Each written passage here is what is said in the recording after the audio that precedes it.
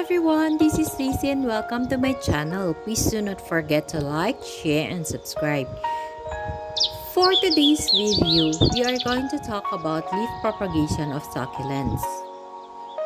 Propagating with leaf cutting is the process of removing an active healthy leaf from a mature succulent plant and using it to grow to a new plant. This propagation method works well with succulents that have plump, fleshy leaves like Echeveria because the leaves are easy to pop off cleanly. How to propagate succulent from leaves? First, remove leaves from a healthy succulent, preferably the bottom leaves, and then place the leaves in the soil and place it in a bright location area and wait until the roots pop up and also the babies.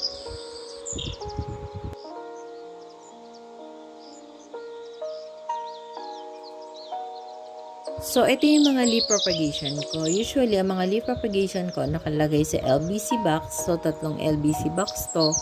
And then, may maliliit na white tray din.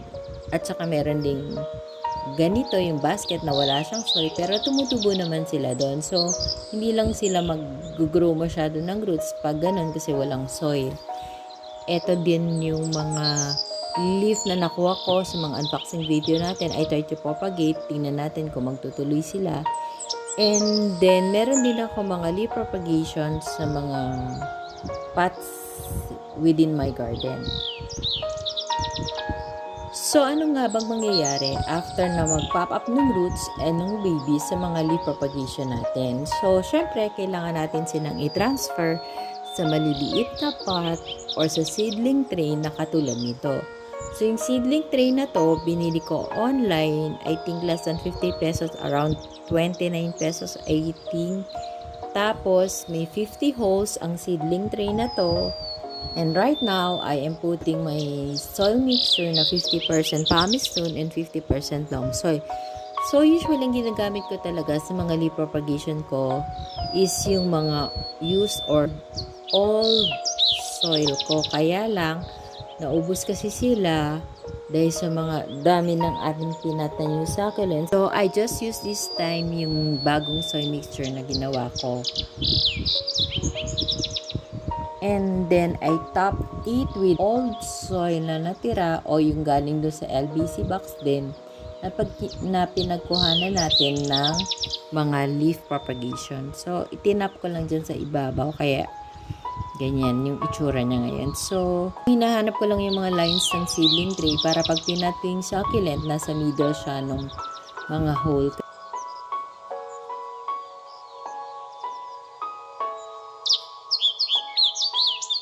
So, madali lang naman kasi itutusok mo lang naman yung mga babies.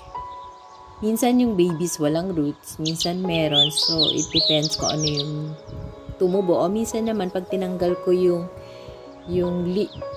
baby dun sa leaf mother niya, minsan natatanggal yung roots. Pero okay lang yun kasi sa experience ko, tinutubuan naman siya ng bagong roots.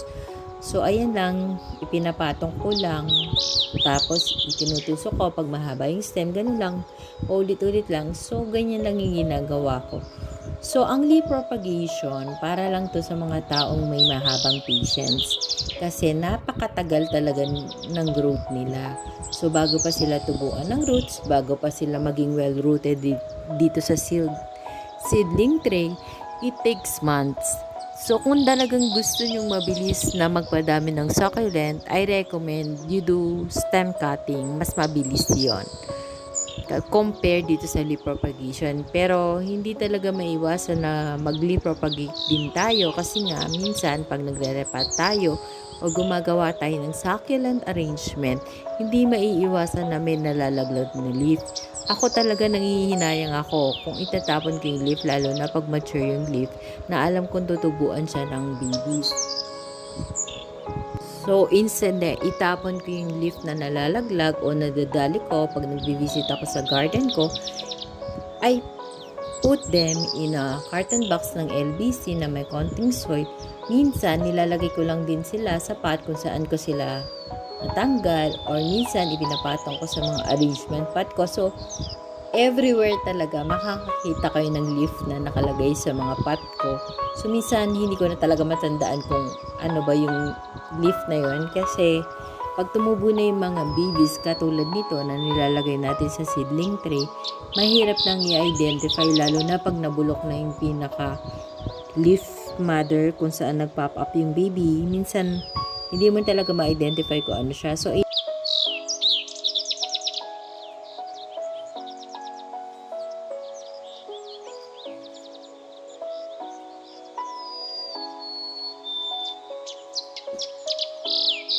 iintayin mo na lang siya lumaki para ma-identify mo kung anong klaseng succulent siya. So, ganyan lang. So, malapit na tayong matapos dito sa isang seedling tray. So, ipapakita ko sa inyo after this kung paano ko siya dinidiligan. Yes, dinidiligan ko siya after ko siyang ipat. Kasi napaka-dry na nung baby succulent at kailangan nila ng water. So, pag nagwa-water ako, ang technique ko, hindi ako gumagamit ng sprinkler na water can kaagad. So, ganyan ang ginagawa ko. Una, sa mga tabi-tabi ko muna binabasa. Kasi pag binasa mo kagad siya ng water, aangat o mamimisplace yung mga succulent. So, after that, tsaka ko siya ginagamitan ng sprinkler can. Ayan, ganyan. So, parang hindi siya umangat kasi mamimisplace yung succulent pag basta mo na lang siya binuhusan ng tubig.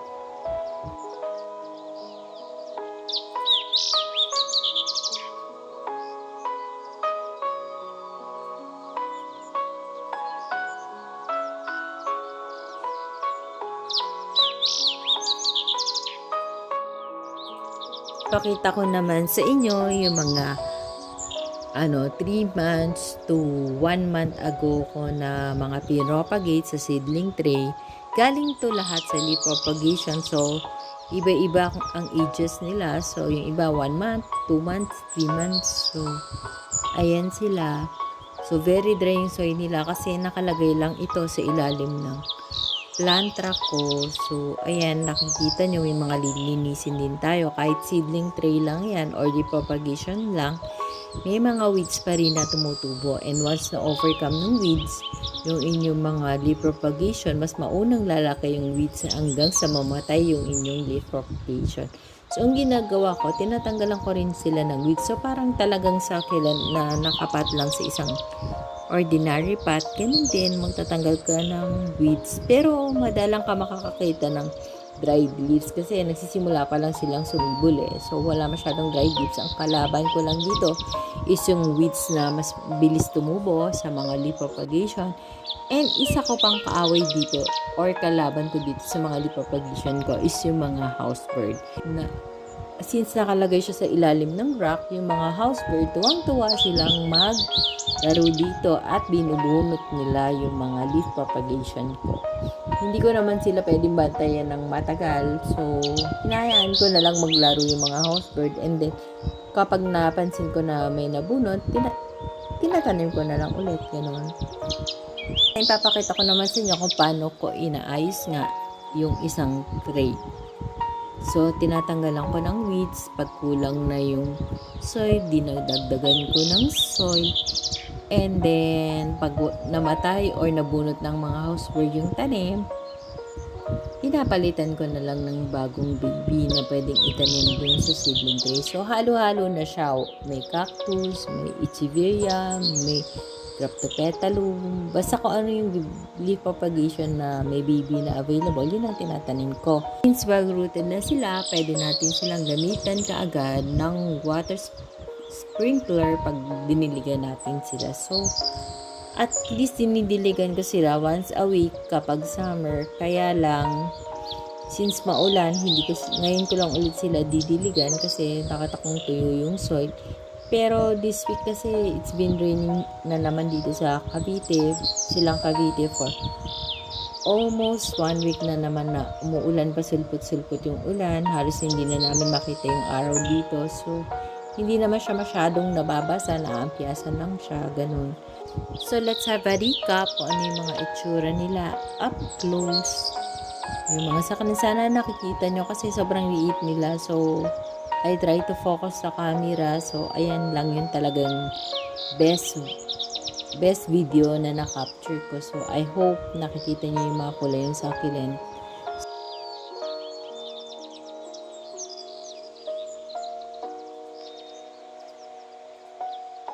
And remind ko lang sa inyo guys na ang leaf propagation is para lang sa mga taong may mahabang patience kasi matagal talaga yung process ng pagtubo o paglaki ng mga succulent pagka leaf propagation yung ginamit nyo. Yun lang!